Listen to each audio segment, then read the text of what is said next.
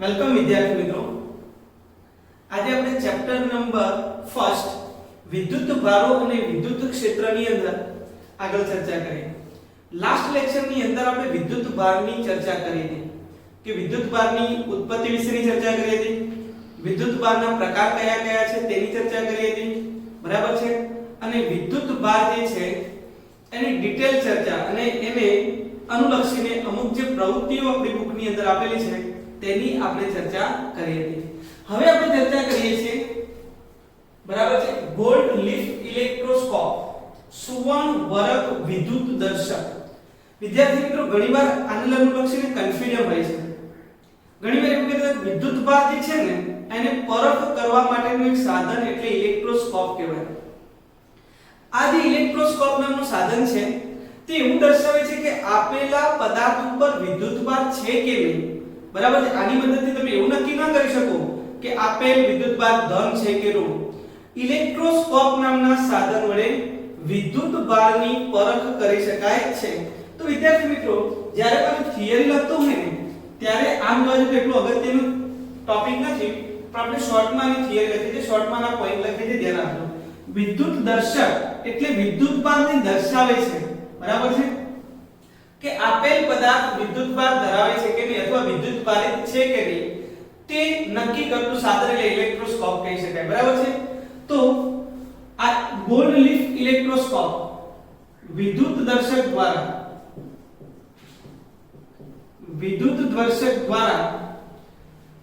પદાર્થ, બરાબર છે, વિદ્યુત ભારિત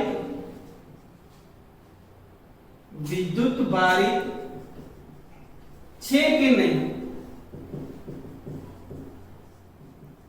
તે નક્કી કરી શકાય. વિદ્યાર્થી મિત્રો તમને યાદ હોય તો એક ટોપિક હતો ગેલ્વેનોમીટર. તમે કદાચ ગેલ્વેનોમીટર મને યાદ છે 10મા ધોરણની અંદર વિદ્યુત પ્રવાહ વિદ્યુત નામના ચેપ્ટર ની અંદર આવતો કે ગેલ્વેનોમીટરનું કાર્ય શું. તો ગેલ્વેનોમીટર એ પ્રવાહની હાજરી દર્શાવે છે. એનાથી માપન ન કરી શકાય આપેલા પરિપથમાં પ્રવાહ હાજર છે કે નહીં, બરાબર છે. હવે એ ગેલ્વેનોમીટર જે છે એનું યોગ્ય રૂપાંતર કરીને એ મીટરમાં બી ફેરવી શકાય અને વોલ્ટમીટરમાં બી ફેરવી શકાય.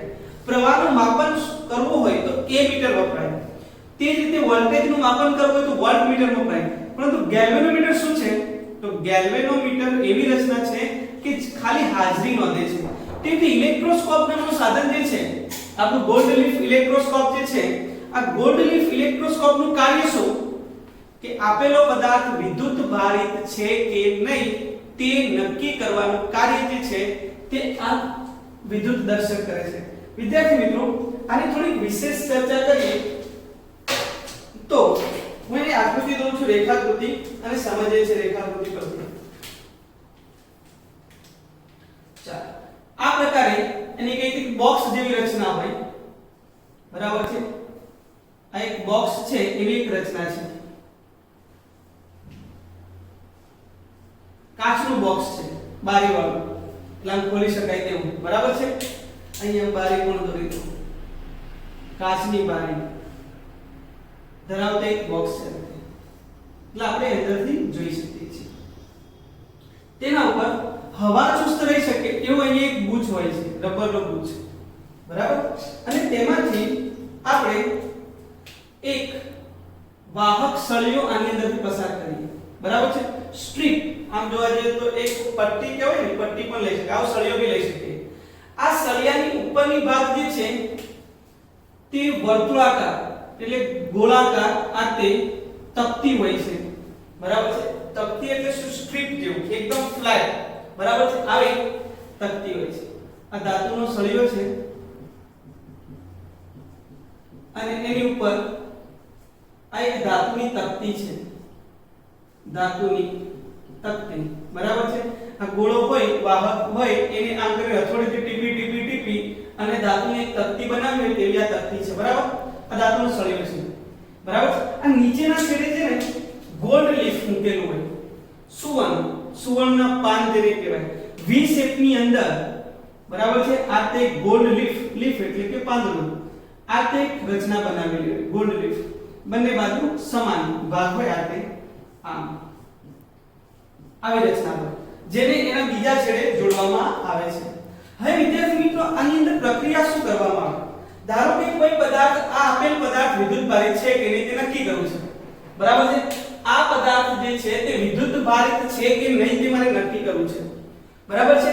જો આની ઉપર વિદ્યુત ભાર હોય તો, જો આ વિદ્યુત ભારિત હોય તો હું આને આના સંપર્કમાં લાવું ત્યારે શું થાય?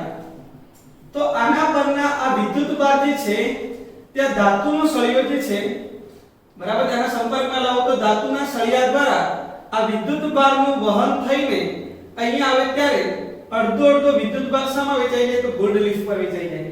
એટલે આ ધન વિદ્યુત ભાર ધીમે ધીમે ગતિ કરીને નીચે આવે છે અને તેમાંના અમુક વિદ્યુત ભાર એક લીફ પર જ્યારે બીજા પર અમુક વિદ્યુત ભાર પ્રેરિત થાય। એનો મતલબ બંને ઉપર ધન વિદ્યુત ભાર આવી ગયા। હવે ધન વિદ્યુત ભાર આવે તો શું થાય? તો આ ધન અને ધન વચ્ચે કયું બળ લાગે? અપાકર્ષી બળ લાગે। તો અપાકર્ષી બળને કારણે આ બંને ગોલ્ડ લીફ જે પ્રારંભિક એની વચ્ચે અંતર હતું તેના કરતા હવે અંતરમાં શું થયું? વધારો થયો। વિદ્યાર્થી મિત્રો જ્યારે પણ બંને વચ્ચે અંતરમાં વધારો થાય એટલે સમજી લેવાનું કે આના ઉપર વિદ્યુત ભાર હાજર છે। સમજણ પડી? પણ તમે નક્કી ન કરી શકો કે ધન વિદ્યુત ભાર હશે કે ઋણ। કેમ? તો ચાલો ઋણ હોય તો શું થાય? આ જે સળિયો, હવે આ ધનની જગ્યાએ હું ઋણ વિદ્યુત ભાર લઈ લઉં, ધનની જગ્યાએ ઋણ, તો ઋણ શું થશે? ધીમે ધીમે વાહક સળિયાથી એક છેડેથી બીજા છેડે જાય છે અને ફરી પાછો અડધો વિદ્યુત ભાર એક લીફ પર જ્યારે બીજો અડધો વિદ્યુત ભાર બીજા પાંદડા ઉપર જાય, સોનાના પાંદડા ઉપર। હવે વિદ્યાર્થી મિત્રો આ બંને ઋણ છે, સમાન વિદ્યુત ભાર છે, સજાતીય વિદ્યુત ભાર, અને સજાતીય વિદ્યુત ભાર વચ્ચે ફરી પાછો કયું બળ લાગશે? તો અપાકર્ષણ બળ લાગશે અને ફરી પાછા એકબીજાથી કેવા જશે? દૂર જશે। સમજણ પડી વિદ્યાર્થી મિત્રો? તો અહીંયા તમે આ ગોલ્ડ લીફ જે છે તેના પરથી પણ તમે નક્કી કરી શકો વિદ્યુત દર્શક જે વિદ્યુત ભાર હાજર છે કે નહીં તે તમે સહેલાઈથી આના દ્વારા નક્કી કરી શકો। તો વિદ્યાર્થી મિત્રો આ જે છે તે ગોલ્ડ લીફ એટલે કે સુવર્ણ વરખ વિદ્યુત દર્શક છે। તો લખાણ કેવી રીતે લખાય? તો વાક્ય રચના બોલી જાઉં છું, ધ્યાન આપજો કે વિદ્યુત દર્શક દ્વારા ઇલેક્ટ્રોસ્કોપ દ્વારા પદાર્થ વિદ્યુત ભારિત છે કે નહીં તે તમે નક્કી કરી શકો। અહીં ગોલ્ડ લીફની એક રેખાકૃતિ દર્શાવી છે, ફર્સ્ટ પેજ પર લખીએ છીએ। અહીં ઇલેક્ટ્રોસ્કોપની રેખાકૃતિ દર્શાવી છે, શોર્ટમાં લખું છું, ધ્યાન આપજો। અહીં આપણે ઇલેક્ટ્રોસ્કોપની એક રેખાકૃતિ દર્શાવી। આકૃતિમાં એક કાચનું બોક્સ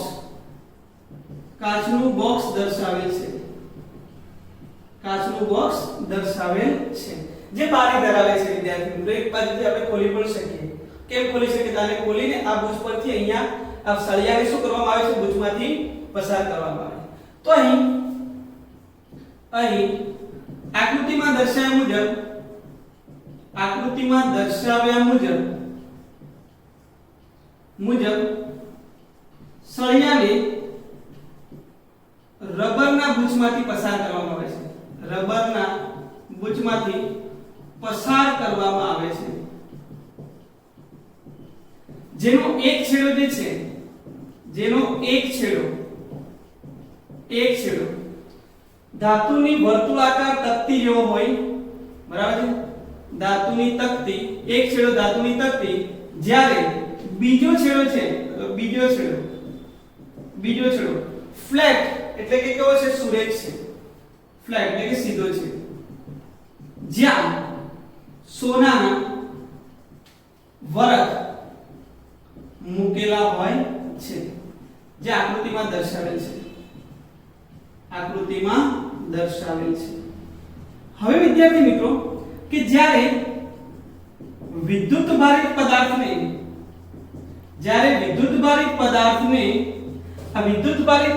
આ ધાતુની તકતીના સંપર્કમાં લાવવામાં આવે ત્યારે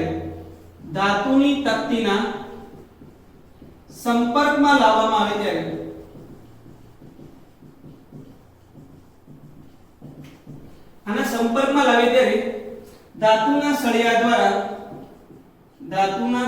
દ્વારા બરાબર છે, સોનાના વરખ પર સોનાના વરખ પર વિદ્યુત ભાર વિતરિત થાય છે, બરાબર છે। બરાબર, અહીંયા પણ ધન વિદ્યુત ભાર આવ્યો, અહીંયા પણ ઋણ, એ ઋણ હોય તો અહીંયા પણ ઋણ, અહીંયા પણ ઋણ, તો બંને બાજુ સજાતીય વિદ્યુત ભાર આવે છે, જેથી સોનાના વરખ વચ્ચે અપાકર્ષી બળ ઉદ્ભવે છે, અપાકર્ષી બળ ઉદ્ભવે છે, જે દર્શાવે છે કે પદાર્થ વિદ્યુત ભારિત છે, જેને આપણે સંપર્કમાં લાવીએ છીએ તે પદાર્થ કેવો છે, વિદ્યુત ભારિત છે તેવું દર્શાવે છે વિદ્યાર્થી મિત્રો। આના ઉપર જેટલો વધારે વિદ્યુત ભાર આવશે તેટલું જ આની અંદર બળ કેવું લાગશે, વધારે, એટલું જ અપાકર્ષી બળ વધારે લાગે એટલા જ સોનાના વરખો એકબીજાથી કેવા જશે, દૂર જશે। તો સોનાના વરખો એકબીજાથી કેટલા દૂર જાય છે તે ડાયરેક્ટલી પ્રપોર્શનલ હોય છે વિદ્યુત ભારના જથ્થા ઉપર। આના ઉપર જેટલો વિદ્યુત ભારનો જથ્થો વધારે છે તેટલું જ આની ઉપર અપાકર્ષી બળ પણ કેવું લાગશે વિદ્યાર્થી મિત્રો, વધારે લાગશે। સમજણ પડી? તો આના પરથી તમે નક્કી કરી શકો કે આપેલો પદાર્થ વિદ્યુત ભારિત છે કે નહીં। તો આ વાત થઈ ગઈ ગોલ્ડ લીફ ઇલેક્ટ્રોસ્કોપની। વિદ્યાર્થી મિત્રો, ગોલ્ડ લીફ ઇલેક્ટ્રોસ્કોપ ની રચના ઘરે પણ કરી શકાય। તો સાદું સિમ્પલ ગોલ્ડ લીફ ઇલેક્ટ્રોસ્કોપ આપણે કેવી રીતે બનાવી શકીએ, બરાબર છે, સિમ્પલ સાદું ગોલ્ડ લીફ ઇલેક્ટ્રોસ્કોપ ની રચના વિશે સમજીએ છીએ। ગોલ્ડ લીફ ઇલેક્ટ્રોસ્કોપ ની રચના, સાદા ઇલેક્ટ્રોસ્કોપ ની રચના તમે કેવી રીતે કરી શકો તેની હવે ચર્ચા કરીએ। તો એના માટે આપણે એક બરણી લઈશું। આ બોક્સ ની જગ્યાએ બોક્સ આપણી પાસે આવું ન હોય તો કાચની બરણી લેવાની કે જેની અંદરથી આપણે આર પાર જોઈ શકીએ, અથવા તો કાચની બોટલ હોય તો પણ ચાલે, બરાબર છે। આવી એક બરણી લઈ લીધી, આવી એક બરણી લઈ લીધી, સમજો વિદ્યાર્થી, આ એક બરણી લઈ લીધી, આના ઉપર એક રબરનો પૂંછ હોય તે પ્રકારે લેવાનું, સમજણ પડી? હવે આ એક રચના થઈ ગઈ। હવે આપણે શું કરશું, તો એક ધાતુનો સળિયો લઈશું। આ ધાતુનો સળિયો જે છે તેની લંબાઈ આપણે રાખીશું કેટલી, તો 20 સેન્ટીમીટર જેટલી લંબાઈ રાખીશું। આ એક ધાતુનો સળિયો છે જેની લંબાઈ 20 સેન્ટીમીટર છે। ધાતુનો સળિયો, બરાબર છે, એની લંબાઈ આપણે કેટલી રાખીશું, 20 સેન્ટીમીટર જેટલી રાખીશું, જેનો ઉપરનો ભાગ જે છે તે કદાચ 5 સેન્ટીમીટર જેટલો, એટલે કે ઉપર તરફ કેટલો ભાગ રાખવાનો છે, 5, અને અંદર તરફ કેટલો, 15 સેન્ટીમીટર જેટલી ભાગ અંદર રાખીશું, 15 સેન્ટીમીટર જેટલો ભાગ આપણે અંદર તરફ રાખીશું। હવે શું કરીશું, તો આના ઉપરના ભાગની અંદર એક ધાતુની તકતી, બરાબર છે, આને તમે ટીપીને બનાવી શકો અથવા કોઈ પણ રીતે એક ગોળાકાર, એટલે કે આપણી તકતી, ધાતુની એક તકતી બનાવવાની છે, ક્લિયર છે? આપણે ધાતુની તકતી થઈ ગઈ, અને આ ગોલ્ડ લીફ છે એટલે આપણે ઘરે સોનું તો નહીં લઈએ વિદ્યાર્થી મિત્રો, પરંતુ કોઈ પણ મેટલ જે છે, ધારો કે એલ્યુમિનિયમ છે તો એલ્યુમિનિયમ ફોઇલ લઈ શકાય, બરાબર, વરખ એટલે ઇંગ્લિશમાં એને ફોઇલ કહેવાય। તો આવી આપણે ગોલ્ડ ફોઇલની જગ્યાએ એલ્યુમિનિયમ ફોઇલ લઈએ, 6 સેન્ટીમીટર લેન્થ લેવાની, એટલે આ બાજુ 3 સેન્ટીમીટર આવે, આ બાજુ 3 સેન્ટીમીટર, ટોટલ અને લંબાઈ કેટલી થઈ ગઈ, 6 સેન્ટીમીટર। અહીંયા આપણે એલ્યુમિનિયમની વરખ લગાવેલ છે, બરાબર છે, જેની લંબાઈ કેટલી છે, 6 સેન્ટીમીટર, બરાબર છે વિદ્યાર્થી મિત્રો। આને ગુચ્છમાંથી પસાર કરી અને હવા ચુસ્ત રહે તે પ્રમાણે આકૃતિમાં દર્શાવ્યા પ્રમાણેની ગોઠવણી કરવામાં આવેલી છે। હવે વિદ્યાર્થી મિત્રો, આ પણ એક ઇલેક્ટ્રોસ્કોપ છે, આ પણ એક ઇલેક્ટ્રોસ્કોપ છે, આની કાર્ય પદ્ધતિ પણ આના જેવી જ હોય। ફરી પાછું બોલી દઉં છું ફટાફટ, ધારો કે આ પદાર્થને મારા સંપર્કમાં લાવી દઉં કે જે વિદ્યુત ભારિત છે, તો વિદ્યુત ભારિત હોય તો આના પરના વિદ્યુત ભારો આમાં જશે, આમાંથી વિદ્યુત ભારો જે છે સમાન રીતે આ બંનેમાં વિતરિત થાય, આમાં ધન તો આમાં પણ ધન, બંને ધન એકબીજા ઉપર અપાકર્ષી બળ લગાડે, અને અપાકર્ષી બળ લગાડે તેના પરથી નક્કી કરી શકાય કે આપેલ પદાર્થ વિદ્યુત ભારિત છે। સમજણ પડી? જો વિદ્યુત ભારિત ન હોય તો આમાં વિદ્યુત ભાર પસાર થશે નહીં, અને આ બંને વચ્ચેનું અંતર બદલાતું નથી। જો બે ગોલ્ડ લીફ વચ્ચેનું અંતર બદલાતું ન હોય, એટલે બંને વચ્ચે અપાકર્ષી બળ ન લાગતું હોય, એનો મતલબ કે આપેલ પદાર્થ તટસ્થ છે, બરાબર છે। અને જો એની વચ્ચેનું અંતરમાં વધારો થતો હોય તો સમજવાનું કે આપેલ પદાર્થ જે છે તે વિદ્યુત ભારિત છે। સમજણ પડી વિદ્યાર્થી મિત્રો? તો આ પ્રકારે ઇલેક્ટ્રોસ્કોપની રચના દ્વારા તમે પદાર્થ વિદ્યુતભારિત છે કે નહીં તે નક્કી કરી શકો. બીજું પણ એક સરસ ઉદાહરણ આપેલું છે બુકની અંદર. એમાં એવું કહેવામાં આવ્યું છે કે એક સ્ટ્રીપ લેવાની છે.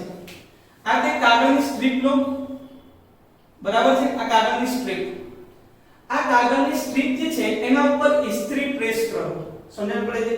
ઇસ્ત્રીને શું કરો? પ્રેસ કરો. અને ત્યારબાદ એને ફોલ્ડ કરવાનું છે. આ તે ફોલ્ડ કરીએ, મિડલમાંથી ફોલ્ડ કરવામાં આવે. આ રીતે ફોલ્ડ કરીએ, બરાબર છે. ત્યારે તમને જોવા મળે કે આને જ્યારે ફોલ્ડ કરું ત્યારે આની વચ્ચે કઈ બળ લાગે? અપાકર્ષી. અહીંયાથી હું ફ્રી હેન્ડથી પકડી રાખું તો એવું જાણવા મળે કે આ બંને એકબીજાથી શું જાય છે? દૂર જાય છે. એટલે બંને વચ્ચેનું અંતર શું થાય? વધે. એનો મતલબ એ છે કે વિદ્યુત ભારિત થઈ. શરૂઆતમાં એ વિદ્યુત ભારિત ન હતી, પરંતુ જ્યારે આપણે કાગળની પટ્ટી પર ઇસ્ત્રી ફેરવી ત્યારે એના ઉપર વિદ્યુત ભાર પ્રેરિત થયો, અને આ વિદ્યુત ભાર પ્રેરિત થયો એટલે બંને ઉપર સમાન મૂલ્ય એટલે બીજા સજાતીય વિદ્યુતભાર ઉત્પન્ન થયા. આ સજાતીય વિદ્યુતભારને કારણે તેમની વચ્ચે અપાકર્ષણ બળ ઉદ્ભવ્યું. અપાકર્ષણને કારણે તેમની વચ્ચેનું અંતર વધ્યું, એટલે કે તેમની વચ્ચે બળ લાગ્યું. વિદ્યાર્થી મિત્રો, બળ ક્યારે ઉદ્ભવે? જ્યારે વિદ્યુતભાર હાજર હોય ત્યારે. એનો મતલબ તે પણ વિદ્યુતભારિત છે તેવું કહી શકાય. તો આના પરથી તમે નક્કી ન કરી શકો વિદ્યાર્થી મિત્રો ધન વિદ્યુતભાર છે કે ઋણ વિદ્યુતભાર. વિદ્યુત દર્શક વિદ્યુતભારની હાજરી સૂચવે છે. સમજણ પડી? એ વિદ્યુતભાર હાજર છે કે નહીં તેની વિશેની માહિતી મેળવી શકાય વિદ્યાર્થી મિત્રો. તો આ ઇલેક્ટ્રોસ્કોપની રચના અહીંયા પૂરી થઈ ગઈ. ક્લિયર છે? હવે આપણે નેક્સ્ટ મુદ્દા તરફ જઈએ. તો વિદ્યાર્થી મિત્રો, નેક્સ્ટ મુદ્દો જે છે તે સુવાહક અને અવાહક વચ્ચેનો છે. આ તો આપણે બહુ બધી વાર ભણી ગયા હોય વિદ્યાર્થી મિત્રો, અને આપણને આઈડિયા પણ હોવો જોઈએ કે સુવાહક કોને કહીશું, અવાહક કોને કહીશું, તેની આપણે થોડી ચર્ચા કરીએ. સુવાહક એટલે શું અને અવાહક એટલે શું? વાહક અને અવાહકની આપણે ચર્ચા કરવાના છીએ. તો વિદ્યાર્થી મિત્રો, વાહક અને અવાહક જે છે તેને આપણે બહુ બધી રીતે સ્ટડી કરી શકીએ. બરાબર છે? તમે જાણો છો એની ઇલેક્ટ્રોન રચનાને આધારે પણ સમજી શકીએ, પણ અત્યારે આપણે ડિટેલ ચર્ચા નથી કરતા, કેમ કે આપણા ચેપ્ટરમાં ઇન્ટ્રોડક્શન પોર્શન ચાલે છે, જેની અંદર આપણે ફાસ્ટ ટ્રેક પર સુવાહક અને અવાહકની ચર્ચા કરીએ. બીજું વિદ્યાર્થી મિત્રો, અર્ધવાહક પણ આવે. બરાબર છે? જે આપણા 12મા ધોરણનું છેલ્લું ચેપ્ટર જે છે તે સેમિકન્ડક્ટર. આપણે અત્યારે સિમ્પલ ડિસ્કશન કરીએ છીએ સુવાહકો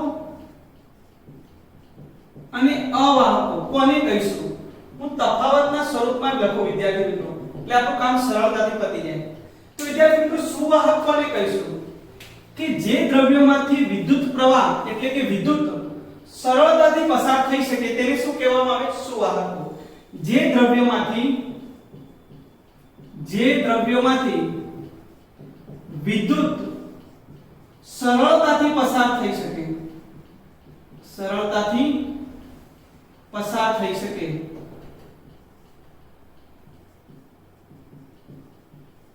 તેને વિદ્યાર્થી મિત્રો આપણે કહીએ છીએ સુવાહકો. સમજણ પડે? અને અવાહક કોને કહીશું? તો એના કરતા ઓપોઝિટ લખીએ. જે દ્રવ્યોમાંથી વિદ્યુત સરળતાથી પસાર થઈ શકે નહીં. જે દ્રવ્યોમાંથી વિદ્યુત સરળતાથી વિદ્યુત પ્રવાહ સરળતાથી પસાર થઈ શકે નહીં. આપણે જાણીએ છીએ આ બધું. પસાર થઈ શકે નહીં. તો આને વિદ્યાર્થી મિત્રો આપણે કહીશું અવાહક. તો આમાંથી વિદ્યુત સરળતાથી પસાર થઈ શકે છે, આમાંથી પસાર થઈ શકતું નથી. વિદ્યાર્થી મિત્રો, જે સુવાહકો હોય તે મુક્ત ઇલેક્ટ્રોન ધરાવે છે. આ જે છે તે મુક્ત ઇલેક્ટ્રોન ધરાવે છે, જ્યારે અવાહકો જે છે તે મુક્ત ઇલેક્ટ્રોન ધરાવતા નથી. આ વસ્તુ ઇલેક્ટ્રોન સંરચનાને આધારે પણ જોઈ શકાય કે ઘણા એવા એલિમેન્ટ છે, ધાતુ તત્વો કે જેની બાહ્ય કક્ષામાં 1 2 3 કે 5 6 7 ઇલેક્ટ્રોન હોય. જેની બાહ્ય કક્ષામાં 1 2 3 ઇલેક્ટ્રોન હોય તે સહેલાઈથી ઇલેક્ટ્રોન ગુમાવે છે. જેની બાહ્ય કક્ષામાં 5 6 અને 7 ઇલેક્ટ્રોન હોય તે સહેલાઈથી ઇલેક્ટ્રોન મેળવે છે.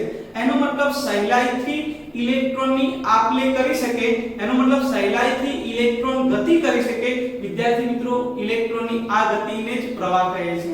તો આની અંદર સુવાહકોની અંદર બાહ્ય કક્ષામાં ઇલેક્ટ્રોન જે છે મુક્ત ઇલેક્ટ્રોન હોય છે, જે સરળતાથી ગતિ કરી શકે, જ્યારે અવાહકોની તમે ઇલેક્ટ્રોન રચના જુઓ તે સંપૂર્ણ ભરાયેલી હોય. બરાબર છે? એટલે કે 8 8 18 32 એ પ્રકારની. એટલે કે બાહ્ય કક્ષામાં કોઈ મુક્ત ઇલેક્ટ્રોન હોતો નથી, ન તો ઇલેક્ટ્રોનને સરળતાથી મેળવી શકે, ન તો ઇલેક્ટ્રોનને સરળતાથી ગુમાવી શકે. એટલે એની પાસે મુક્ત ઇલેક્ટ્રોન ન હોય એટલે એ વિદ્યુતનું વહન કરી શકતા નથી. એટલે વિદ્યાર્થી મિત્રો આપણે અવાહક કહીએ છીએ. ચલો ડિસ્કશન કરીએ છીએ. તો અર્ધવાહકની પણ ચર્ચા કરી લો. અર્ધવાહક કોને કહેવાય? 50-50. એટલે એ સરળતાથી ઇલેક્ટ્રોનને ગુમાવી પણ ન શકે અને સરળતાથી ઇલેક્ટ્રોનને મેળવી પણ ન શકે. આવા જે અર્ધવાહકો હોય છે તેની બાહ્ય કક્ષામાં 4 ઇલેક્ટ્રોન હોય. વિદ્યાર્થી મિત્રો 1 2 3 હોય તો એ ગુમાવવાનો ગુણધર્મ ધરાવે, 5 6 7 હોય તો એ મેળવવાનો ગુણધર્મ ધરાવે. પણ જો કોઈ દ્રવ્યની બાહ્ય કક્ષામાં 4 ઇલેક્ટ્રોન હોય તો એ ગુમાવી પણ શકે અને મેળવી પણ શકે. બંને પ્રકારની વૃત્તિ ધરાવે. વિદ્યાર્થી મિત્રો એટલા માટે અર્ધવાહક જે ખૂબ જ અગત્યનું છે. ચેપ્ટર નંબર 14 ની અંદર આપણે સેમિકન્ડક્ટરની ડિટેલ અભ્યાસ કરીશું. અત્યારે એની વાત કરીએ છીએ. આ મુક્ત ઇલેક્ટ્રોન ધરાવે છે જ્યારે આ મુક્ત ઇલેક્ટ્રોન ધરાવતા નથી. એટલા માટે આમાંથી સરળતાથી ઇલેક્ટ્રોન એટલે કે વિદ્યુતનું વહન થઈ શકે છે, આમાંથી વિદ્યુતનું વહન થઈ શકતું નથી. ઉદાહરણ સ્વરૂપે લખીએ. ઉદાહરણ સ્વરૂપે બધી જ ધાતુઓ જે છે તે વિદ્યુતના સુવાહકો હોય છે વિદ્યાર્થી મિત્રો. બરાબર છે. ધાતુઓ હોઈ શકે માનવ કે પ્રાણી શરીર અથવા તો અને બીજું એક ઉદાહરણ આપી દઉં છું પૃથ્વી. બહુ અગત્યનો પ્રશ્ન આવી ગયો વિદ્યાર્થી. પૃથ્વી એ સુવાહક છે. પૃથ્વી અખૂટ એવા ઇલેક્ટ્રોનનો ભંડાર છે વિદ્યાર્થી મિત્રો. ઇલેક્ટ્રોનનો ભંડાર કહી શકાય. આપણે ગ્રાઉન્ડિંગ નો ટોપિક લઈશું ત્યારે હું ડિસ્કશન કરીશ કે આપણી જે પૃથ્વી છે તે અનંત ઇલેક્ટ્રોન ધરાવતો એક અખૂટ સ્ત્રોત છે તેવું કહી શકાય. આની અંદર હું ઉદાહરણ લખું છું, ધ્યાન આપજો. અધાતુ તત્વો કાચ હોય, રબર હોય, પ્લાસ્ટિક હોય, આ દરેક જે છે વિદ્યાર્થી મિત્રો કેવા છે? અવાહકો છે. તો આ વાત થઈ ગઈ વિદ્યાર્થી મિત્રો. બરાબર છે. સુવાહકોની અને અવાહકોની ડિફરન્ટ સ્વરૂપે પણ પૂછાઈ શકે. હવે વિદ્યાર્થી મિત્રો આપણે ચર્ચા કરીશું નેક્સ્ટ ટોપિક ની અંદર ગ્રાઉન્ડિંગ ની. ગ્રાઉન્ડ કોને કહેવાય? અર્થિંગ કોને કહેવાય? અર્થિંગ શબ્દ ઘણીવાર સાંભળ્યો હશે. બરાબર છે. 10મા ધોરણની અંદર તમે જે 10મું ધોરણ ભણી ગયા તે 10મા ધોરણની અંદર આઈ થિંક બરાબર છે. અત્યારે જે 12મા ધોરણની અંદર છે 2020 ની અંદર જે 12મા ધોરણની અંદર છે તે લોકો જે ચોપડી ભણી ગયા 10મા ધોરણની અંદર એનસીઈઆરટી પહેલાની એમાં ચોથા ચેપ્ટરની અંદર લગભગ છેલ્લો મુદ્દો હતો ગ્રાઉન્ડિંગ અર્થિંગ નામનો મુદ્દો. ચેપ્ટર નંબર 4 કે 5માં હતો. તો વિદ્યાર્થી મિત્રો અર્થિંગ કોને કહીશું? તો હવે આપણે ચર્ચા કરીશું ડિટેલ અર્થિંગ ની કે જ્યારે કોઈ તમે વિદ્યુત ભારિત પદાર્થના સંપર્કમાં આવો. સમજણ પડે? ધારો કે આ એક પદાર્થ છે તે વિદ્યુત ભારિત છે. તો વિદ્યુત ભારિત પદાર્થના સંપર્કમાં હું આવું ત્યારે બરાબર છે ક્ષણિક પ્રવાહ રચાય છે જે આપણા શરીરમાં થઈને ક્યાં જાય છે? પૃથ્વીની અંદર જાય છે. સમજણ પડે છે? જ્યારે કોઈ વિદ્યુત ભારિત પદાર્થના સંપર્કમાં તમે આવો છો, જ્યારે સુવાહકના સંપર્કમાં આવીએ છીએ ત્યારે શું થાય છે? તો ક્ષણિક પ્રવાહ રચાય. આ ક્ષણિક પ્રવાહ જે છે તે ક્યાં જાય છે? તો પૃથ્વીની અંદર જાય છે. તો શું થયું વિદ્યાર્થી મિત્રો? ધારો કે આ સ્વિચ બોર્ડ છે. સ્વિચ બોર્ડ હવે તમને સમજવા જેવો પ્રશ્ન છે. સ્વિચ બોર્ડ અહીંયાથી કોઈ વાયર જાય છે અને અહીંયાથી વાયર લીકેજ છે. અહીંયાથી અહીંયા વાયર લીકેજ છે એટલે કે અહીંયાથી એના ઉપરનું કવચ નીકળી ગયું છે. તમે જ્યારે આ શરીર છે માનવ શરીર, અહીંયા માણસ લઈ લો છો બરાબર, ધ્યાન આપજો. આ માણસ જ્યારે એના સંપર્કમાં આવે ત્યારે આમાંથી વિદ્યુત પ્રવાહ સીધો ક્યાં જશે? બોડીમાં. અને શરીરમાંથી સીધો વિદ્યુત પ્રવાહ ક્યાં ગયો? તો જમીનની અંદર ઉતરી ગયો. ક્ષણિક આપણા શરીરની અંદર વિદ્યુત પ્રવાહ ઉત્પન્ન થાય છે અને આ વિદ્યુત પ્રવાહ જે છે તે આપણા શરીર મારફતે ક્યાં જાય છે? તો જમીનની અંદર જાય છે. વિદ્યાર્થી મિત્રો તો આ જે વિદ્યુતભાર હતો તે ડાયરેક્ટ ક્યાં ગયો? જમીનની અંદર ગયો. તો આને વિદ્યાર્થી મિત્રો એક અર્થિંગ કહી શકાય. શું વિદ્યાર્થી મિત્રો હવે આપણે સમજીએ અર્થિંગ અને ગ્રાઉન્ડિંગ એટલે શું. બરાબર છે. એક્ચ્યુઅલી અર્થિંગ અને ગ્રાઉન્ડિંગ સમાન શબ્દો છે. અર્થિંગ અને ગ્રાઉન્ડિંગ અલગ અલગ નહીં કહી શકાય અને અનેની જગ્યાએ આપણે શબ્દ લખીએ કે ઓર તો વધારે સારું લાગશે. બરાબર છે. અર્થિંગ ઓર ગ્રાઉન્ડિંગ. તો વિદ્યાર્થી મિત્રો અર્થિંગ એટલે શું? અર્થિંગ ક્યાં કામ લાગી શકે?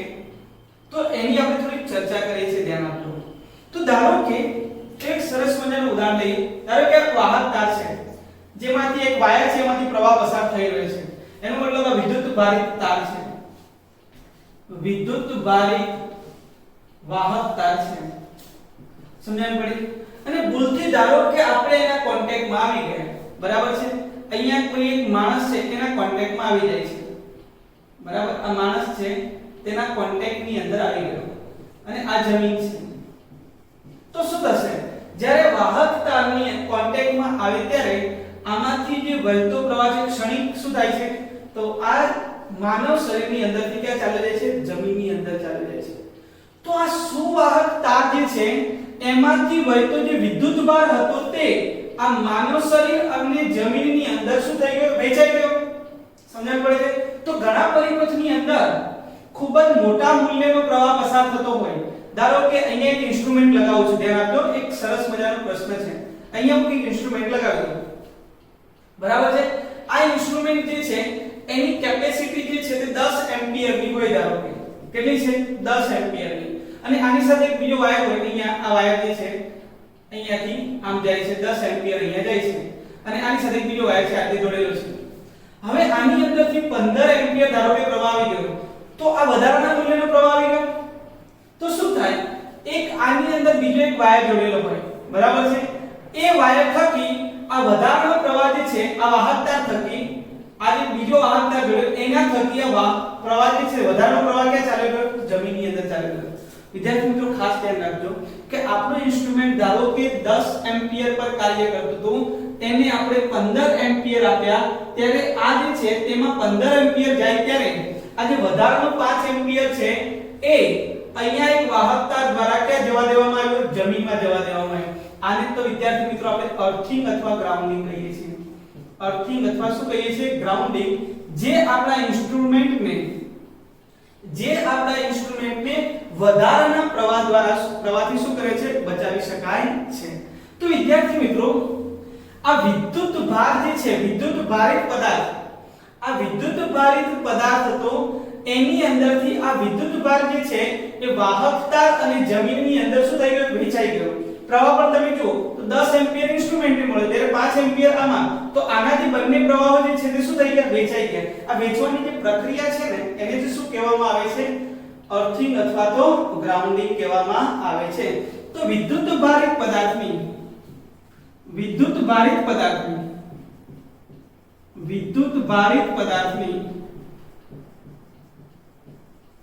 બરાબર છે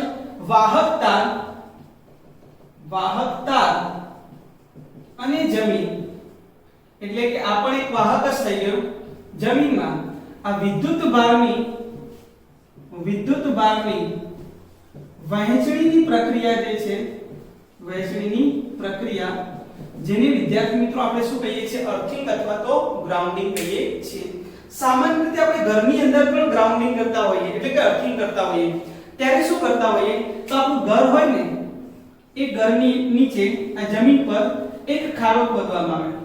અહીંયા એક ખાડો ખોદવામાં આવે અને ખાડો ખોદીને એની અંદર મીઠું નાખી દેવામાં આવે અને એમાં એક મેટલ પ્લેટ જોડવામાં આવે. આ મેટલ પ્લેટ છે અને મેટલ પ્લેટ દ્વારા એક વાહકતાર થકી આ વાહકતાર જે છે તમે જોયું છે ઘરની પાસે એક વાહકતાર જતો હોય, આ વાહકતાર જે છે ને તે મેઇન સપ્લાય સાથે જોડી દેવામાં આવે. ક્યાં જોડવામાં આવે? મેઇન સપ્લાય સાથે. અને આમાંથી જે છે ને એ બધા જ ઘરના જે સ્વિચ બોર્ડ હોય ને તેમાં લેવામાં આવે. તમે જોયું હશે ઘરની અંદર સ્વિચ બોર્ડની અંદર આવી રીતે 3 હોલ હોય છે વિદ્યાર્થી મિત્રો. એનો મતલબ કે આમાં 3 વાયરો જતા હોય છે. તમે કદાચ 10મા ધોરણની અંદર પણ ભણી ચૂક્યા છો. R, G અને B આવા શબ્દો, R, G અને B આવા 3 શબ્દો ભણ્યા છો. R એટલે રેડ, એટલે કે લાઈવ વાયર દર્શાવે. લાઈવ એટલે કે જીવંત વાયર, બરાબર છે, જેમાંથી પ્રવાહ પસાર થતો હોય તેવો જીવંત વાયર. એક બ્લેક એટલે કે કાળા કલરનો વાયર હોય તે ન્યુટ્રલ દર્શાવે, તટસ્થ વાયર, ન્યુટ્રલ દર્શાવે, બરાબર છે. અને જ્યારે ગ્રીન જે છે વિદ્યાર્થી મિત્રો અર્થિંગ દર્શાવવામાં આવે, અર્થિંગ અથવા તો ગ્રાઉન્ડિંગ. વિદ્યાર્થી મિત્રો તમે 2 પિન પ્લગ જોયો અને 3 પિન પ્લગ જોયો. તમે થોડુંક મગજથી વિચારજો કે 2 પિન પ્લગ આવે અને 3 પિન પ્લગ આવે. 3 પિન પ્લગ નો ક્યાં ઉપયોગ થાય તે વિચારો. તો તમે જોયું કે AC ની અંદર 3 પિન પ્લગ આવે, રેફ્રિજરેટર ની અંદર 3 પિન પ્લગ આવે, એમાં બરાબર છે ઇસ્ત્રીની અંદર 3 પિન પ્લગ આવે, બરાબર છે વોશિંગ મશીનની અંદર 3 પિન પ્લગ આવે. તમે દરેક વસ્તુ વિચારો કે ઘરની અંદર જેટલી પણ વસ્તુઓ છે જે ખૂબ જ મોટા મૂલ્યના પ્રવાહથી સંચાલિત થતી હોય તે બધા માટે 3 પિન પ્લગ આવે.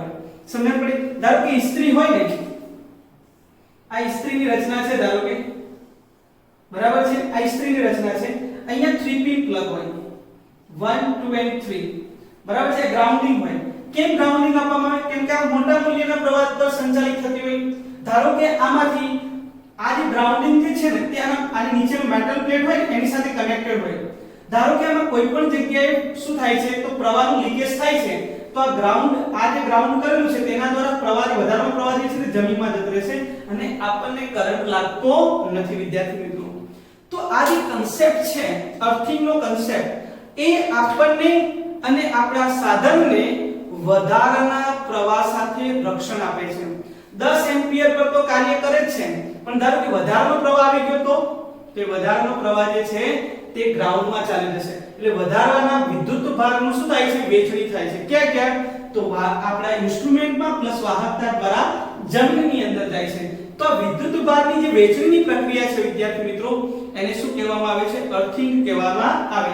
તો RGB બરાબર છે, રેડ એન્ડ બ્લેક, બરાબર છે. ઘણીવાર રેડ એન્ડ બ્લેક બંને વાયરનો ઉપયોગ થાય. એ રેડ જે છે એમાંથી જીવંત એટલે કે પ્રવાહ પસાર થતો હોય અને બ્લેક ની અંદરથી પાછો આવતો હોય. સમજણ પડે છે? રેડ અને બ્લેક નક્કી કરવું તો કેવી રીતે કરી શકાય? ટેસ્ટર દ્વારા. બે હોલ હોય જેમાંથી પ્રવાહ બતાવતો હોય ટેસ્ટર, એ આપણો R થઈ ગયો લાઈન. જેમાંથી પ્રવાહ ન બતાવતો હોય તે કયું થઈ ગયું? તટસ્થ થઈ ગયું. તો વિદ્યાર્થી મિત્રો, આપણે આ ગ્રાઉન્ડિંગ નો કન્સેપ્ટ સમજી ચૂક્યા. ક્લિયર છે વિદ્યાર્થી મિત્રો? હવે આપણે ચર્ચા કરીએ છીએ આ ચેપ્ટરના અગત્યના એક મુદ્દાથી, બરાબર છે, વિદ્યુત ભારનું પ્રેરણ. બરાબર છે કે આપણે કોઈ પણ પદાર્થ ઉપર વિદ્યુત ભાર કેવી રીતે પ્રેરિત કરી શકીએ એની હવે ચર્ચા કરીએ છીએ. તો વિદ્યાર્થી મિત્રો, હવે નેક્સ્ટ ટોપિક પર જઈએ. ચાલો વિદ્યાર્થી મિત્રો, હવે આપણે ભણીએ છીએ વિદ્યુત પ્રેરણ. એક નવા મુદ્દા તરફ જઈએ અને એક અગત્યનો મુદ્દો પણ છે. આમ જોવા જઈએ તો પ્રેરણનો મતલબ થાય પ્રેરિત કરવું. વિદ્યુત ભારને પ્રેરિત કરવાની વાત છે. તો કોઈ વિદ્યુત ભાર રહિત વસ્તુ હોય તો એ વિદ્યુત ભાર રહિત વસ્તુ પર વિદ્યુત ભારને પ્રેરિત કરવાની જે પ્રક્રિયાઓ છે તેની આપણે ચર્ચા કરીશું. તો વિદ્યુત ભાર રહિત વસ્તુ હોય તેના ઉપર વિદ્યુત ભાર કેવી રીતે પ્રેરિત કરી શકાય? તો એના માટેની કુલ 3 પ્રક્રિયાઓ છે. એમાં પહેલી પ્રક્રિયા છે તે ઘર્ષણ દ્વારા છે. તમે ઘર્ષણ દ્વારા કોઈ એક પદાર્થ પર એટલે કે વિદ્યુતભાર રહિત પદાર્થ પર વિદ્યુતભારને પ્રેરિત કરી શકો. જે આપણે અગાઉ જોઈ ગયા કે કાચના સળિયાને રેશમના ટુકડા સાથે ઘસવામાં આવે તે ઘર્ષણની પ્રક્રિયા હતી. બરાબર છે. બીજી એક પ્રક્રિયા છે તે છે સંપર્ક દ્વારા. તેની પણ તમને યાદ હોય તો મેં ચર્ચા કરી હતી કે પીચ બોલ બરુની ગોળી સાથે પ્લાસ્ટિકનો સળિયોને સંપર્ક કરાવવામાં આવે. બરાબર છે. આના પહેલા ગોલ્ડ લીફ ઇલેક્ટ્રોસ્કોપમાં પણ ચર્ચા કરી કે જે પદાર્થ વિદ્યુતભારિત છે તેને ધાતુના સળિયા સાથે સંપર્કમાં લાવીએ તો એ વિદ્યુતભાર જે છે તે ગોલ્ડ લીફ પર પ્રેરિત થાય છે. એક્ચ્યુઅલી શરૂઆતમાં ગોલ્ડ લીફ પર વિદ્યુતભાર નહોતો, પણ તમે સંપર્કમાં લાવ્યા તો એના ઉપર પણ વિદ્યુતભાર પ્રેરિત થયો. તો સંપર્ક દ્વારા. અને ત્રીજો છે તેને સંપર્કમાં લાવ્યા સિવાય, સંપર્ક સિવાય. સમજણ પડી? એટલે સંપર્ક સિવાય એટલે એને પ્રેરણ કહેવામાં આવે. આપણી બુકની અંદર કોઈ પણ પદાર્થને સંપર્કમાં લાવ્યા સિવાય પણ તેનામાં વિદ્યુતભાર પ્રેરિત કરવાની પ્રક્રિયા છે એને વિદ્યુત પ્રેરણ કહેવામાં આવ્યું છે. તો વિદ્યાર્થી મિત્રો, વિદ્યુત પ્રેરણ એટલે શું? વિદ્યુતભાર રહિત વસ્તુને વિદ્યુતભાર રહિત વસ્તુને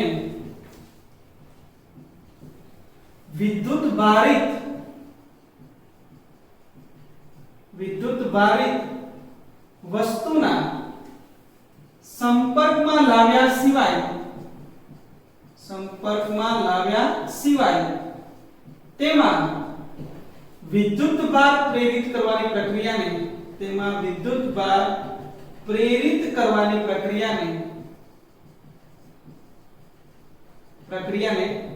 વિદ્યુત પ્રેરણ કહે છે.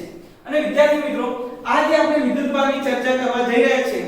તે વિદ્યુતભાર આપણે જેના ઉપર વિદ્યુત પ્રેરિત કરવાના છે તેના ઉપર સ્થિર રહે છે, માટે આને સ્થિત વિદ્યુત પ્રેરણ કહે છે. શું કહે છે? સ્થિત વિદ્યુત પ્રેરણ. સમજાય પડે? આપણે જે પદાર્થ પર વિદ્યુત ભારિત કરીએ છીએ, જે પદાર્થને વિદ્યુત ભારિત કરીએ છીએ, તે વિદ્યુત ભાર તે પદાર્થ પર સ્થિર રહેતો હોવાથી એને શું કહેવામાં આવે છે? સ્થિત વિદ્યુત પ્રેરણ. તો વિદ્યાર્થી મિત્રો, આપણે ઘર્ષણ દ્વારા પ્રેરણ કેવી રીતે કરી શકાય વિદ્યુત ભારનું તેની આપણે ચર્ચા કરી. સંપર્ક દ્વારા કેવી રીતે કરી શકાય તેની પણ ચર્ચા કરી. પણ આની થોડીક વિશેષ ચર્ચા કરી કે સંપર્ક દ્વારા વિદ્યાર્થી મિત્રો ખાસ ધ્યાન રાખજો, દાખલા માટે ખૂબ જ અગત્યનું છે. આપણી ટેક્સ્ટ બુક ની અંદર આવો કોઈ ટોપિક નથી, બરાબર છે? હું સમજાવું છું. સંપર્ક દ્વારા ખૂબ જ અગત્યનો ટોપિક. સંપર્ક દ્વારા વિદ્યુત ભારનું પ્રેરણ. ધારો કે બે પદાર્થોને એકબીજાના સંપર્કમાં લાવી, બે ગોળાઓ છે A અને B, બંને સમાન દ્રવ્યના છે અને બંને સમાન છે. સમાનનો મતલબ બધી જ રીતે સમાન છે. દ્રવ્ય પણ સરખું છે, ડાયામીટર પણ સરખું છે, દ્રવ્ય પણ સરખું, ઘનતા પણ સરખું, બધી જ રીતે સમાન તેવા બે ગોળાઓ છે. આના ઉપર વિદ્યુતભાર 0 છે, એટલે કે વિદ્યુતભાર રહિત છે, અને આ પદાર્થ ઉપર વિદ્યુતભાર કેટલો છે? Q છે. હવે આ બંને ગોળાઓને એકબીજાના સંપર્કમાં લાવવામાં આવે, A અને B ને એકબીજાના સંપર્કમાં લાવવામાં આવે, તો કુલ વિદ્યુતભાર કેટલો થયો? Q થયો. હવે આ બંનેને સંપર્કમાં લાવીને એકબીજાથી છૂટા પાડવામાં આવે ત્યારે બંને ઉપર સમાન વિદ્યુતભાર વિતરિત થાય છે, એટલે Q/2 Q/2. તો શરૂઆતમાં એ ગોળા પાસે વિદ્યુતભાર નહોતો, એટલે વિદ્યુતભાર રહિત હતો, પરંતુ જ્યારે એને આ વિદ્યુતભારિત ગોળાના સંપર્કમાં લાવીને છૂટો પાડવામાં આવ્યો ત્યારે તેના ઉપર વિદ્યુતભાર વિતરિત થાય છે. તો સંપર્કમાં લાવીને આ રીતે તમે વિદ્યુતભારને પ્રેરિત કરી શકો.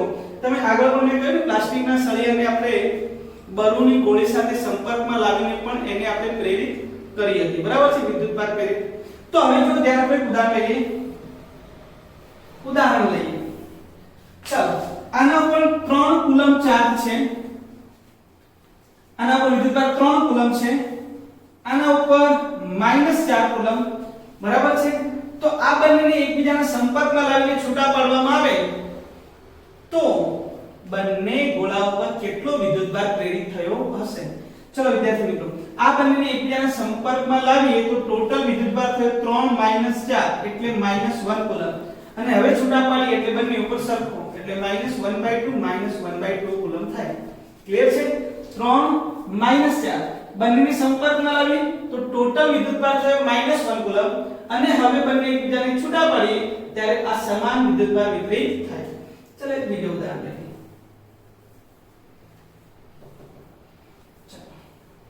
4 કુલમ અને 7 કુલમ. ચાલો, આ બંનેને એકબીજાના સંપર્કમાં લાવીને છૂટા પાડીએ તો બંને ઉપર કેટલો વિદ્યુતભાર વિતરિત થાય? તો બંનેને સંપર્કમાં લાવો તો કુલ વિદ્યુતભાર કેટલો? 11 કુલમ, અને હવે છૂટા પાડીએ તો 5/11/2, બરાબર છે? 11/2 અને 11/2 કુલમ, 5.5 5.5 થઈ જાય. ક્લિયર છે? હવે ત્યાં એક પ્રશ્ન તમને પૂછી લઈએ. સંપર્ક દ્વારા આના આધારિત બહુ બધા દાખલાઓ છે વિદ્યાર્થી મિત્રો. ધારો કે આપણી પાસે 3 ગોળાઓ છે, 3 ગોળાઓ બધી જ રીતે સમાન છે, A B અને C, બરાબર છે? A વિદ્યુતભાર રહિત છે, B ઉપર જે છે તે Q1 છે, અને C ઉપર Q2 વિદ્યુતભાર છે. હવે પ્રશ્ન એવો પૂછ્યો, A અને B ને એકબીજાના સંપર્કમાં લાવીને છૂટા પાડવામાં આવે, A અને B ને એકબીજાના સંપર્કમાં લાવીને છૂટા પાડવામાં આવે, ત્યારબાદ B અને C ને એકબીજાના સંપર્કમાં લાવવામાં આવે તો B ઉપર કેટલો વિદ્યુતભાર વિતરિત થયેલો છે? આ આપણો પ્રશ્ન છે. તો ચલો પહેલા A અને B ને એકબીજાના સંપર્કમાં લાવીએ તો આ બંને કુલ વિદ્યુતભાર એટલે 0 + Q1 એટલે Q1 થયો તો અડધો અડધો વિતરિત થઈ જાય, એટલે A ઉપર Q1/2 અને B ઉપર પણ કેટલો? Q1/2. હવે આ B ને કોની સાથે સંપર્કમાં લાવવાનું? C સાથે. તો B અને C આવી ગયા. B ઉપર Q1/2 છે, આના પર Q2. તો હવે કેટલો થાય? તો ટોટલ ચાર્જ થશે Q1/2 + Q2, બરાબર છે? તો હવે આ બંનેને કનેક્ટ કરીએ, કોન્ટેક્ટમાં લાવીએ ત્યારે ટોટલ ચાર્જ આટલો છે. હવે બંનેને છૂટા પાડીએ તો Q1/2 + Q2 2 q1/2 q2/2 તો આ તે સમાન રીતે વિપરીત થાય. તો વિદ્યાર્થી મિત્રો દાખલા પૂછાય તો આ વસ્તુને ખાસ ધ્યાન રાખવાનું, કારણ કે આપણે જ્યારે કુલમનો નિયમ ભણીશું ત્યારે આના દાખલાઓ હશે જેની આપણે વિશેષ ચર્ચા ત્યારે કરીશું. પણ બે વિદ્યુતભારોને એકબીજાના સંપર્કમાં લાવીને તેના ઉપર વિદ્યુતભાર કેવી રીતે પ્રેરિત કરી શકાય તેની આ ચર્ચા કરી. હવે આપણે વિદ્યાર્થી મિત્રો વાત કરીએ છીએ સંપર્ક સિવાયની, બરાબર છે? વિદ્યુત પ્રેરણની વાત કરીએ. પ્રેરણ સંપર્કમાં લાવ્યા સિવાય. ચાલો આ ટોપિક પૂછી શકાય તેવો છે 3 માર્ક્સ ની અંદર, બરાબર છે? પ્રશ્ન કઈ એવી રીતે પૂછી શકાય, પ્રશ્ન કઈ રીતે પૂછી શકાય કે પ્રેરણની રીતથી બે ધાતુના ગોળાઓને વિદ્યુત ભારિત કઈ રીતે કરી શકાશે તે વર્ણવો. આ થિયરી છે, આપણે હવે થિયરી લખીએ છીએ, ધ્યાન આપજો ને સમજીએ છીએ, બરાબર? વિદ્યાર્થી મિત્રો હવે એક અગત્યની થિયરી તરફ જઈએ. આ થિયરી જે છે તે આપણે 3 માર્ક્સ ની અંદર પૂછી શકાય તે પ્રકારની થિયરી છે, બરાબર? 3 થી 4 માર્ક્સ માં પૂછ્યું તો પણ પૂછી શકાય. થોડીક લેન્થી થિયરી છે પણ ટેકનિકલ છે ને, એટલે તમે લખવું હોય તો તમારા શબ્દોમાં પણ સરળતાથી આ થિયરીને લખી શકો. પહેલા એની વ્યવસ્થિત સમજવી જરૂરી છે. ક્લિયર છે વિદ્યાર્થી મિત્રો? તો હવે આપણે સમજીએ છીએ, ધ્યાન આપજો કે પ્રેરણની રીતથી બે ધાતુના ગોળાઓને વિદ્યુત ભારિત કઈ રીતે કરી શકાય તે વર્ણવો. તો વિદ્યાર્થી મિત્રો અહીંયા લખ્યું છે પ્રેરણની રીતે. આપણે કઈ રીતથી એને સમજાવવાનું છે? તો પ્રેરણ એટલે સંપર્કમાં લાવ્યા સિવાય. આપણે ધાતુના બે ગોળાઓને સંપર્કમાં લાવ્યા સિવાય વિદ્યુત ભારિત કરવાના છે. વિદ્યુત ભાર કોને કરવાના છે? તો બે ગોળાઓને. તો અહીંયા બે ગોળાઓ લીધેલા છે જે વિદ્યુત ભાર રહિત છે. વિદ્યુત ભાર રહિત હોવાનો મતલબ વિદ્યાર્થી મિત્રો તટસ્થ છે. એનો મતલબ એની પાસે જેટલા ધન વિદ્યુતભાર છે એટલા જ ઋણ છે. અહીંયાની પાસે જેટલા ધન હશે તેટલા જ ઋણ હશે, આની પાસે જેટલા ધન વિદ્યુતભાર હશે એટલા ઋણ. એનો મતલબ આની પર અત્યારે કુલ વિદ્યુતભાર 0 છે, આની ઉપર કુલ વિદ્યુતભાર કેવો છે? 0. આ બે બરાબર છે વાહક બે ગોળાઓ છે અથવા વિદ્યુતભાર રહિત છે શરૂઆતમાં, એને આપણે અવાહક સ્ટેન્ડ પર મૂકેલું છે. આ સ્ટેન્ડ અવાહક હોવું જોઈએ, નહીતર શું થાય વિદ્યાર્થી મિત્રો? વાહક હોય તો આનો પરનો વિદ્યુતભાર સીધો જમીનમાં ચાલી જાય, જેને આપણે અર્થિંગ કહીએ છીએ. સમજ પડી? તો અહીં હું આના પર લખું છું બે વાક્ય કે આકૃતિમાં બે વિદ્યુતભાર રહિત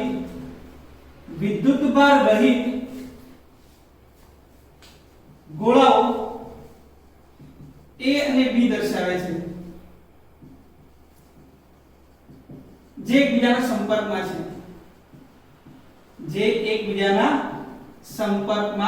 છે અને તેમને અવાહક સ્ટેન્ડ પર મૂકેલ છે.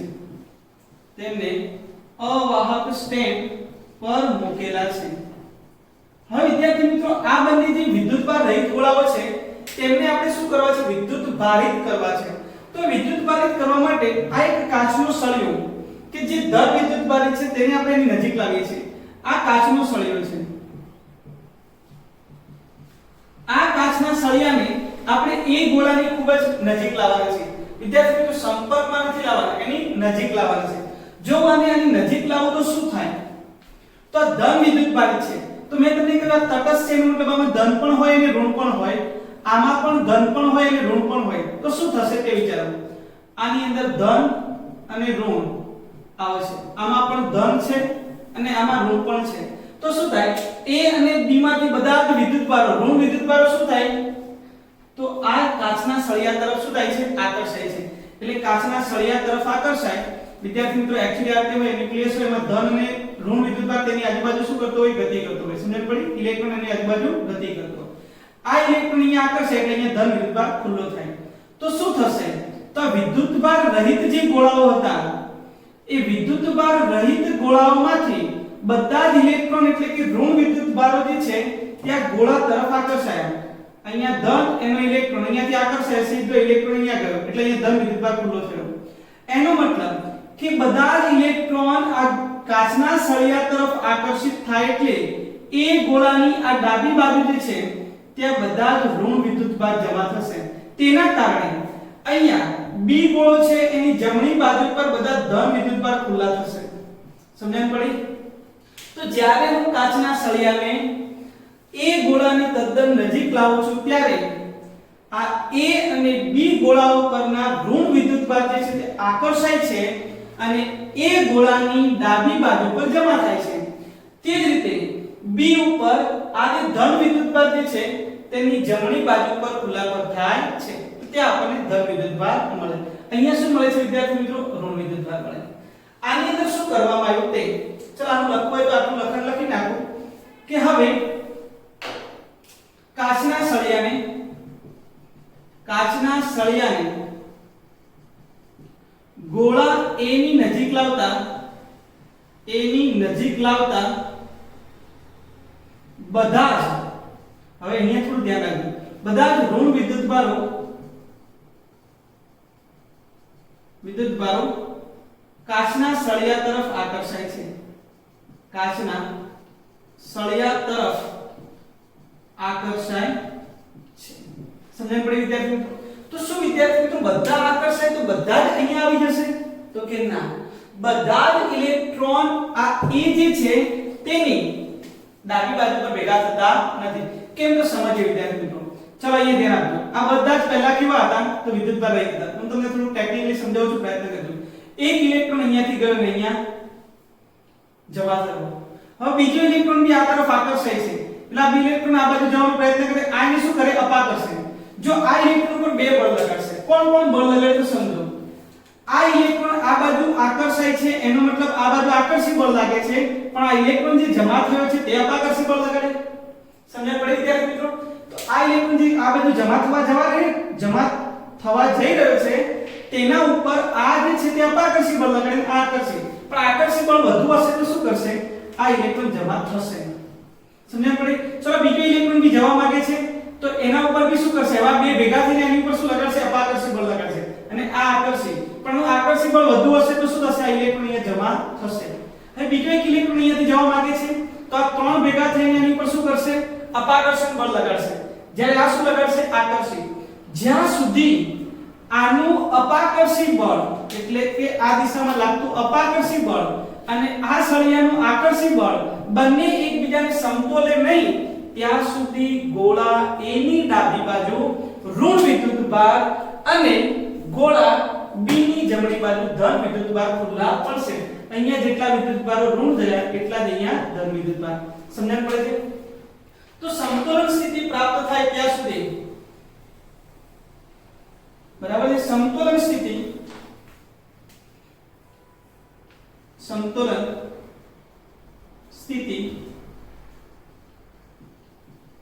પ્રાપ્ત ન થાય ત્યાં સુધી વિદ્યુતભાર તેમાં ગતિ કરશે અને ગોળા A ની ડાબી બાજુ ઋણ વિદ્યુતભારો જ્યારે ગોળા B ની જમણી બાજુ ધન વિદ્યુતભારો જમા થાય છે. ક્લિયર છે વિદ્યાર્થી મિત્રો? તો આના પરથી આખું આપણે કહી શકીએ. ચાલો હવે આગળ વધીએ છીએ તો શું કરવામાં આવે? તો અહીંયા હવે સરળ થઈ ગયું. અહીંયા આપણે શું કરીએ છીએ?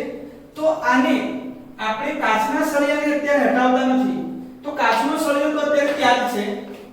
તો કાચનો સળિયો તો અહીંયા છે, બરાબર છે? પરંતુ આપણે શું કરીએ છીએ? તો ગોળા A અને B વચ્ચેના અંતરમાં શું કરીએ છીએ? વધારો કરીએ છીએ. ધ્યાન આપજો વિદ્યાર્થી મિત્રો, સળિયો પણ ત્યાંનો ત્યાં છે. આપણે શું કર્યું? તો બંને વચ્ચેનું અંતર વધારી દીધું. તો હવે બંને કોન્ટેક્ટમાં હતા તો હવે કોન્ટેક્ટમાંથી દૂર કરી નાખ્યા. અહીંયા બધા ઋણ વિદ્યુતભાર હતા, અહીંયા બધા ધન વિદ્યુતભાર હતા, બરાબર છે? આ રીતે હવે એકબીજાને શું કરી નાખ્યા? દૂર કરી નાખ્યા. તો હવે આકૃતિ C માં દર્શાવ્યા મુજબ બંને ગોળાઓને એકબીજાથી દૂર કરવામાં આવે છે. એટલે એકબીજા વચ્ચેનું અંતર વધારવામાં આવે છે. વચ્ચેના અંતરમાં થોડો વધારો કરવામાં આવે છે. ક્લિયર છે વિદ્યાર્થી મિત્રો? બંને વચ્ચેનો આપણે અંતર શું કરી નાખ્યું? વધારી દીધો. તો આ બાજુ શું થયું? ઋણ અને આ બાજુ ધન. પરંતુ જ્યારે આપણે અંતર વધારીએ અને કાચનો સળિયો આપણે અત્યારે દૂર કરતા નથી, એટલે આ બધા જ ઇલેક્ટ્રોન જે છે તેની આ ધન તરફ આકર્ષાયેલા રહેશે. ક્લિયર છે? હવે શું કરીએ છીએ તો આ આકૃતિમાં એવું દર્શાવ્યું છે વિદ્યાર્થી મિત્રો કે હવે આ કાચના સળિયાને જો દૂર કરી નાખું તો કાચનો સળિયો દૂર કરી નાખું તો શું થાય? આ ઋણ વિદ્યુતભાર અહીંયા જશે તો કે ના. હવે આ ઋણ વિદ્યુતભારો ફરી પાછા જે B માંથી અહીંયા આવી ગયા હતા એ વિદ્યુતભારો ફરી પાછા B ની અંદર જવાના નથી. એનો મતલબ એ થયો કે આ ઇલેક્ટ્રોન આમાં જ રહેશે અને આ ધન વિદ્યુતભારો આમાં જ રહેશે. ક્લિયર છે વિદ્યાર્થી મિત્રો? ખાસ ધ્યાન રાખજો, જ્યારે હું આને દૂર કરું ત્યારે આના ઇલેક્ટ્રોન શું થઈ જાય? તો આના ઇલેક્ટ્રોન જે છે આ બાજુ ધન છે, આ તો હવે નીકળી ગયું, આને ભૂલી જાઓ. તો આને ભૂલી જાઓ તો શું થાય? આ બાજુ આ જે રીતે ઋણ છે અને આ બાજુ શું છે? ધન. તો બધા ઋણ અને ધન એકબીજા તરફ આકર્ષાય એટલે આ ઋણ આ બાજુ આવી ગયા, સામ સામે આવી ગયા. ખબર પડી? એકબીજા તરફ શું થાય છે? આકર્ષાય છે. જેમ જેમ હું અંતર વધારતો જાઉં તેમ તેમ તેમની વચ્ચે બળ ઘટતું જાય અને ખૂબ જ મોટા અંતર માટે આ બધા જ વિદ્યુતભાર જે છે એ ગોળા ઉપર સમાન રીતે બધી બાજુ વિતરિત થઈ જાય આ રીતે. અને આ બાજુ ધન વિદ્યુતભાર શું થઈ જાય? વિતરિત થઈ જાય. આમ તમે જોઈ શકો કે શરૂઆતની અંદર બંને ગોળા ઉપર વિદ્યુતભાર કેવો હતો? શૂન્ય. એટલે વિદ્યુતભાર હતો જ નહીં. પરંતુ આ જે આપણે કાચના સળિયાને તેના સંપર્કમાં લાવ્યા સિવાય પણ આપણે બંને ગોળા ઉપર શું કર્યું? તો વિદ્યુતભાર જે છે તેને પ્રેરિત કર્યું. સમજણ પડી વિદ્યાર્થી મિત્રો? તો આ વિદ્યુતભાર જે પ્રેરિત કરવાની જે ઘટના છે તેને આપણે પ્રેરણની રીત કહેવામાં આવે. હવે મારે અહીંયા આગળ થિયરી લખવી હોય તો શું કરવું જોઈએ? તો ધ્યાન આપજો, આગળ થિયરી લખું છું. તો આ કમ્પ્લીટ થઈ ગયું. અહીંયા હું થિયરી બાકી લખી નાખું. શું કહેવા માંગે છે તે. તો આકૃતિ સીમા દર્શાવ્યા મુજબ બંને ગોળાઓને એકબીજા વચ્ચેના અંતરમાં શું કરવામાં આવે છે? થોડો વધારો કરવામાં આવે છે. હવે આકૃતિ D માં દર્શાવ્યા મુજબ આકૃતિ D માં દર્શાવ્યા મુજબ જો કાચના સળિયાને દૂર કરવામાં આવે, કાચના સળિયાને દૂર કરવામાં આવે તો પણ ગોળાઓ પર વિદ્યુતભાર વિતરિત થયેલો રહે છે. બોલો ક્લિયર છે? આ બંને થોડુંક અંદર વધારે ત્યારે એના પર વિતરિત થયેલો રહે છે, પણ એ બંને એકબીજા તરફ શું થાય છે? આકર્ષાય છે. પરંતુ બંને ગોળાઓ વચ્ચેનું અંતર ખૂબ જ વધારવામાં આવે ત્યારે ખૂબ જ વધારી દઈએ ત્યારે હવે તેમની વચ્ચે કોઈ પણ પ્રકારનું બળ લાગતું નથી. ત્યારે આ વિદ્યુતભારો આ ગોળાઓ ઉપર સમાન રીતે વિતરિત થયેલા જોવા મળે છે. અને લાસ્ટ લાઈનમાં લખી નખાય આમ બંને ગોળાઓને કાચના સળિયાના સંપર્કમાં લાવ્યા સિવાય પણ આપણે તેને વિદ્યુતભારિત કરી શકીએ. આને જ તો વિદ્યાર્થી મિત્રો વિદ્યુતભારના પ્રેરણની રીત કહેવામાં આવે છે. તો વિદ્યાર્થી મિત્રો અહીંયા આપણી થિયરી કમ્પ્લીટ થઈ ગઈ. હવે વિદ્યાર્થી મિત્રો આપણે મળીશું નવા સેશનની અંદર અને નવા સેશનની અંદર આપણે ભણીશું વિદ્યુતભારના ગુણધર્મો. ક્લિયર છે વિદ્યાર્થી મિત્રો? તો હવે મળીએ નવા સેશનની અંદર. Thank you.